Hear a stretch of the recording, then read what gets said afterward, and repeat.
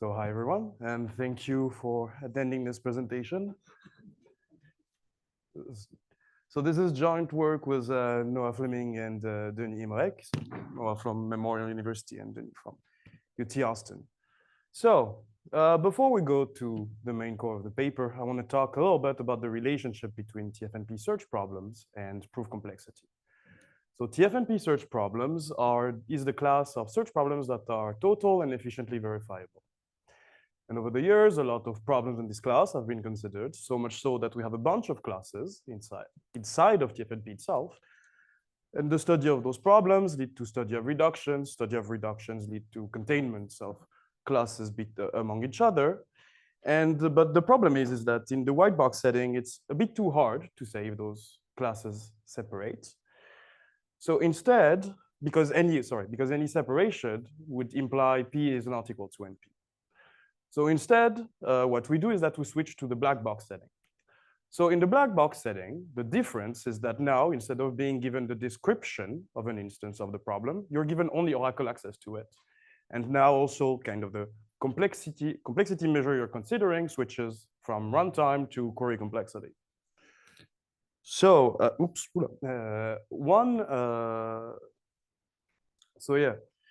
and in the black box model, one is able to obtain so-called characterization result when we prove that the class corresponds to a proof system. And once we've done that, we're able to pull back lower bounds from proof complexity in order to separate those classes in TFNP black box. Sorry, I'm just gonna.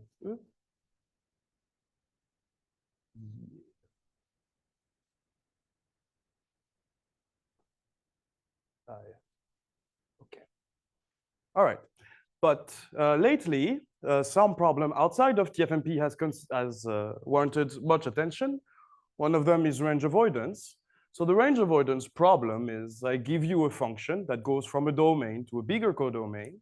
And the solution to this instance is any element of the codomain that's not in the range of the function. And so here you see that in the white box model, you cannot prove that this is not in TFNP, but in the black box model, this is not efficiently verifiable anymore because, well, let's say you're only given Oracle access to F, you need to query F on all possible inputs to ensure that an object is not in the range.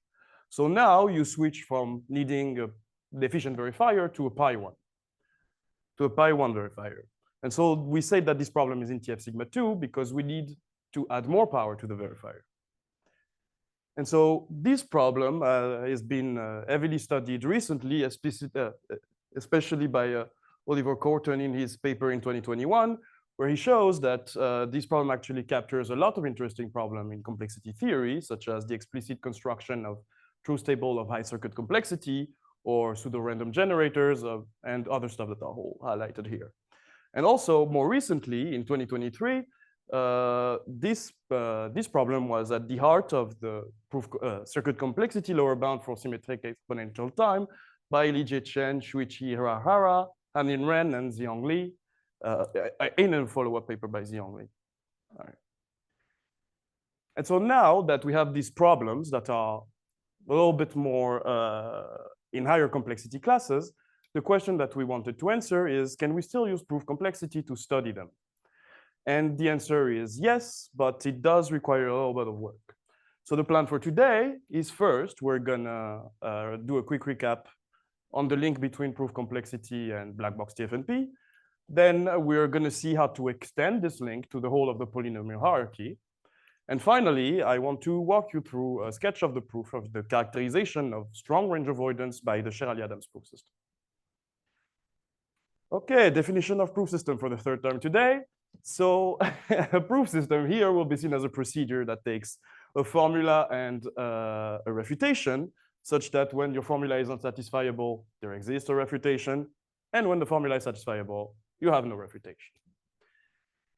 And so, as Anastasia said in her presentation, when the main question of proof complexity is when you have a proof system and a formula that's not satisfiable, can you find a low complexity proof, a refutation of that formula?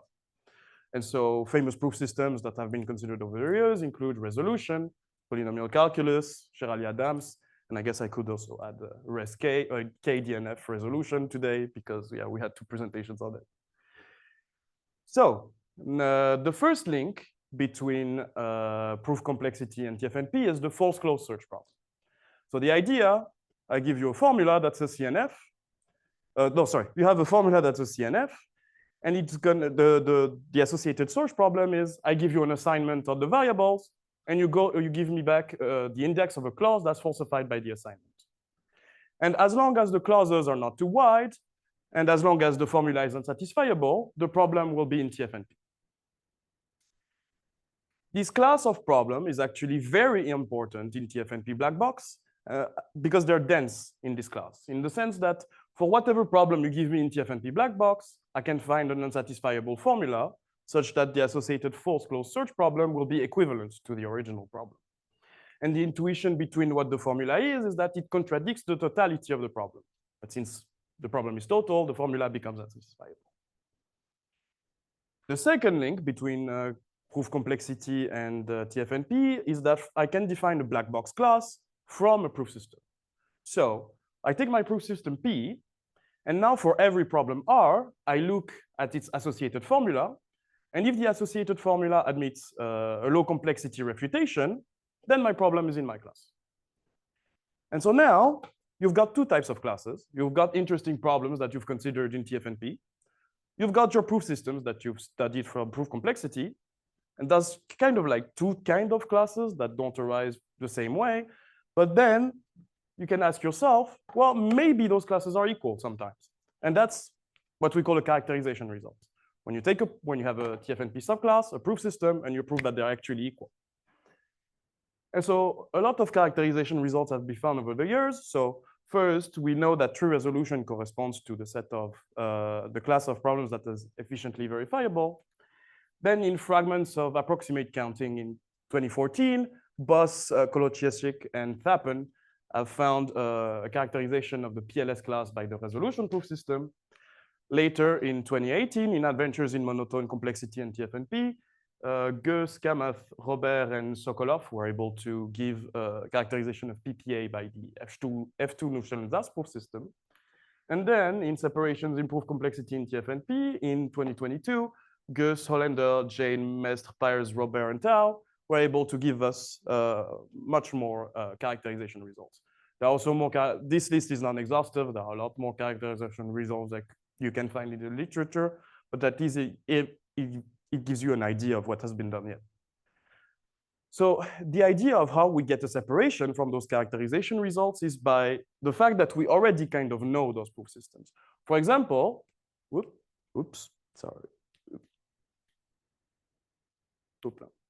So for example, you know that we know that there are formulas that the resolution proof system can refute easily, but the Unary-Sherali-Adams proof system cannot.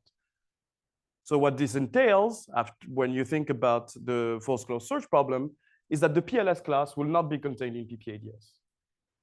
And the same way around, since there are formulas that are easy for Unary-Sherali-Adams and hard for resolution, you get that also the separation in the other way around. Okay. And so with these characterizations, we get a pretty good understanding of what happens in TFNP black box, what classes are contained into another and which one are not. But recently in 2021, in Total Functions in the Polynomial Hierarchy, Kleinberg, Korten, Mitropolsky, and Papadimitriou defined the so-called TF sigma K classes, where now a problem is in TF sigma K if it's total, but now we give more power to the verifier. It's not efficient anymore, but it's a pi k minus 1, 1. And so that's where the question that after reading this paper, we got this question in our mind is that can we still use proof complexity to study those classes? And that's where our contribution begins. So first, what we did is to extend the relationship between proof complexity and TFNP to the whole of the polynomial hierarchy.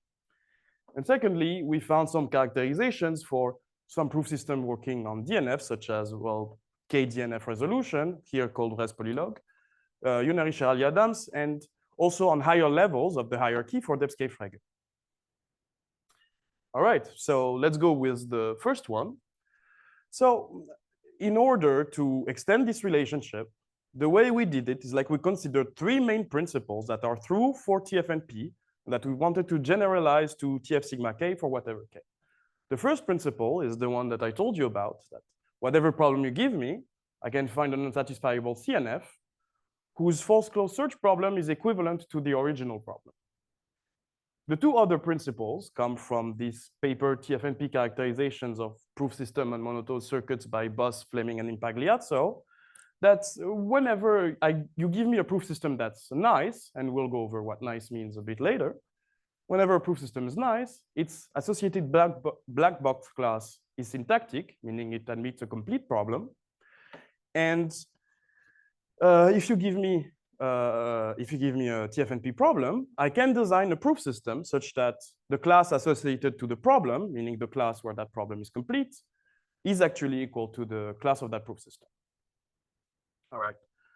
So for the first part, we defined what we call the force formula search problem, which is basically the same thing as the force closed one. But the thing is that now, since our verifiers are a bit more complex than just efficient, the shape of the formula changes from a CNF to a pi k.5 formula. But the problem is still basically the same. You give me an assignment, and I give you the index of a subformula that's falsified by the assignment. And so when the formula has this form and is unsatisfiable, the resulting problem will be in TF sigma K. And the same thing that happens in TF and P happens also in TF sigma K, in the sense that if you gave me a TF sigma K problem, I can find such a formula of that form such that the false formula problem for that formula is equivalent to your original problem. And the idea behind what this formula is that it still encodes the totality of R. So really, its semantic meaning is still the same. But now, the fact that the verifiers have changed the form, so that now that we're using pi k-1 verifiers, and since we build the formula from the verifiers, the formula becomes a pi k.51 instead of a CNF. And that's the only reason why we have to consider formulas with higher alternation depths. All right, so that's the generalization of the first principle. And so now comes the second one. For the second one, we had to think a little bit, because our end goal is to prove characterization results for problems in TF sigma K. And so you can ask yourself, should that be doable by a Cook-Rekau proof system, the proof system that I defined before? And the reason is probably not, because of two observations. The first one is that if if the class associated to a Cook-Rekau proof system were to contain the whole of TF and P, then you prove directly that NP is equal to QNP. And the second observation is that most of the problems we studied contain the whole of TF and P. So, yes? Yeah, sorry, 0.5. 0.5 means when you see your formula as a circuit, you have the level 1 gates, the one that really just get the variables. Those one have polylog fan-in, in the sense that is to make sure that they are kind of efficiently, you can evaluate them efficiently under an assignment. Yes. Yeah, exactly. That's exactly what it means. Yep. Yeah. So, yeah, because of those two observations, we know that Cook-Rekau proof systems are not really what we should look for when trying to characterize classes. So instead, what we do is that we defined the sigma K variants of proof systems.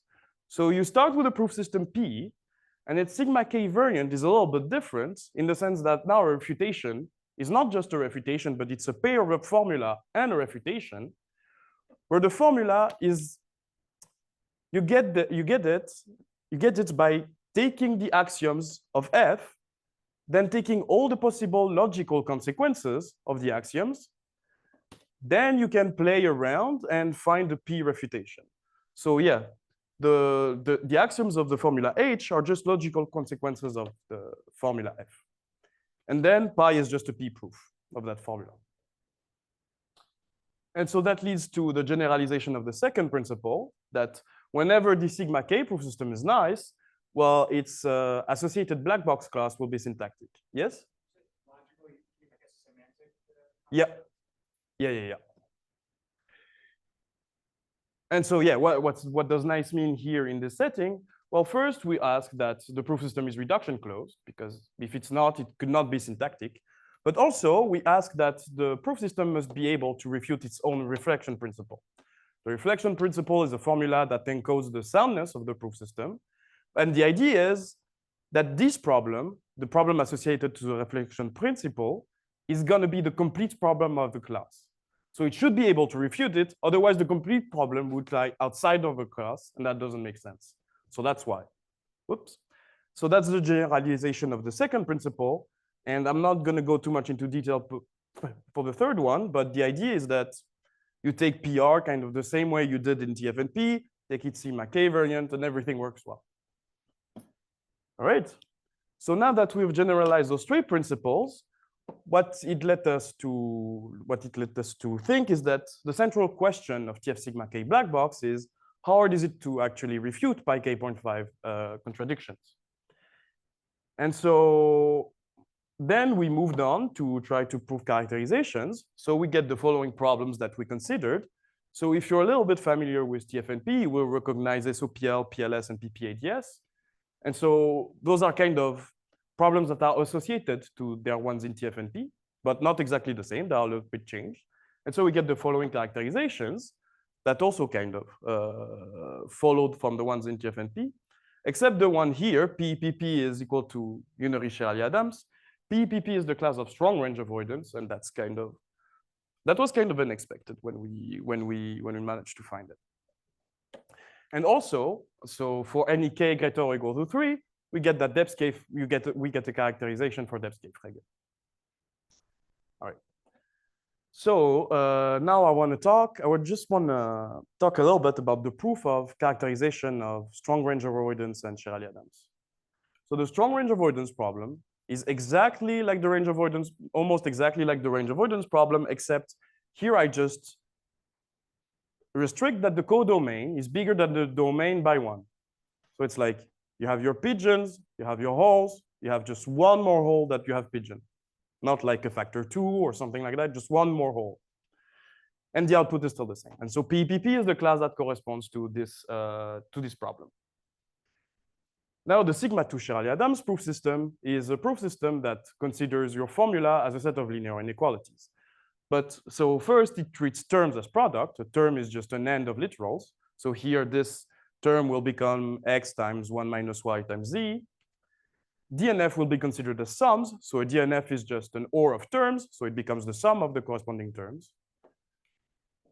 And pi 2.5 formula, which is just an end of DNFs, will be considered as this set of linear inequalities, di minus 1 greater or equal to 0 for any di that appears in F.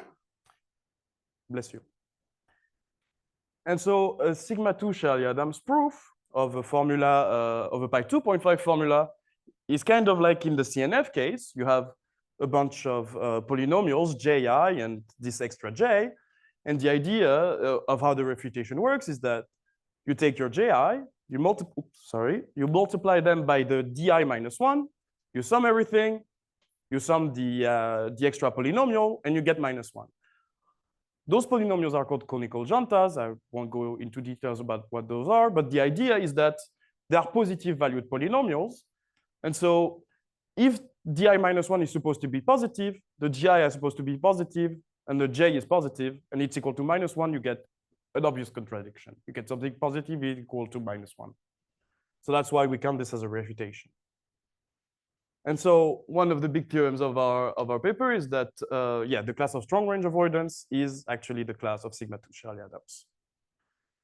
So as most characterization results, this characterization result follows 2 steps. The first one is that we're going to prove that Shirley-Adams can prove the formula of strong range avoidance and also prove that it's closed under reduction. And then we're going to see how we can transform a sigma 2 Shirley-Adams proof into a reduction to strong range avoidance. All right. So the formula for strong range avoidance is the formula for the dual pigeonhole principle, if you've heard of it.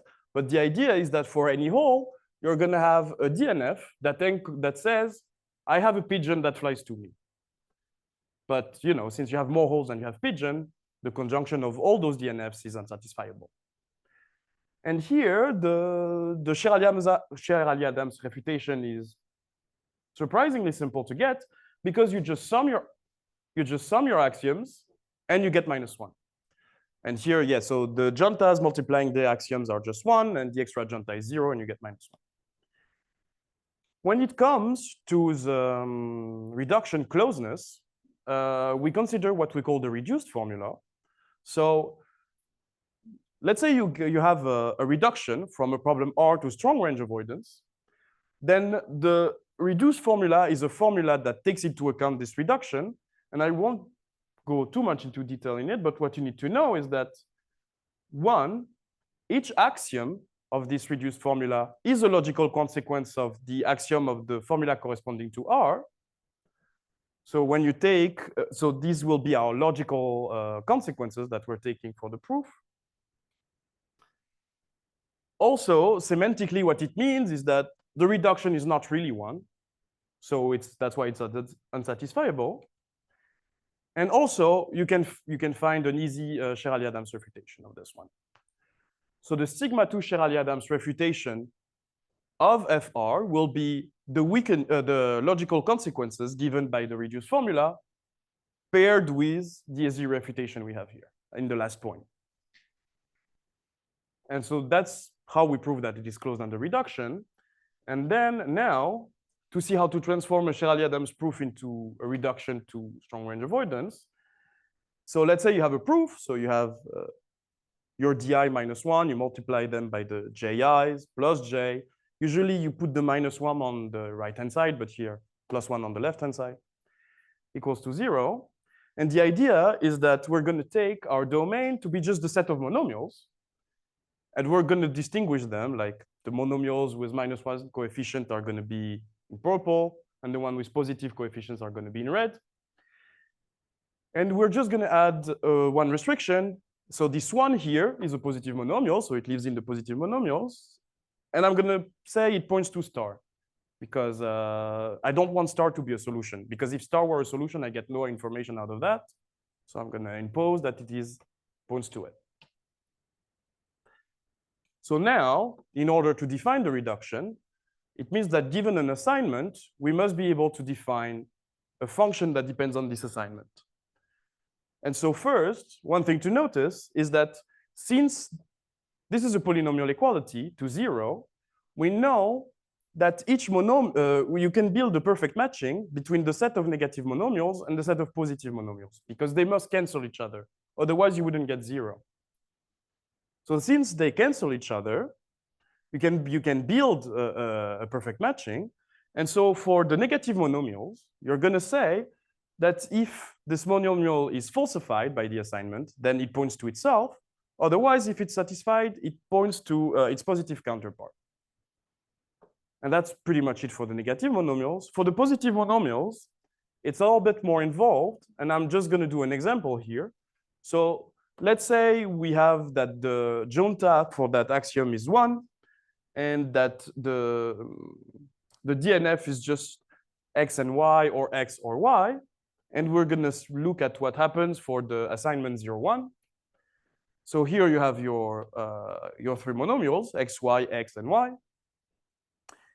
And so for the first one, since it's falsified, we're going to say that it points to itself.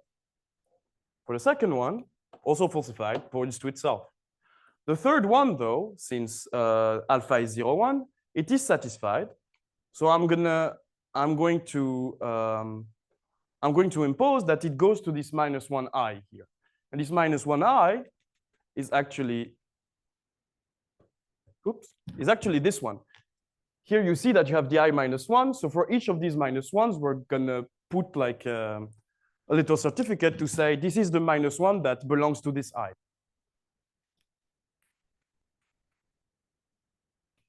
And so also, that comes from the previous slide, but since this M3 is not falsified, you got that it's a negative counterpart that lives somewhere in the negative space will point to it.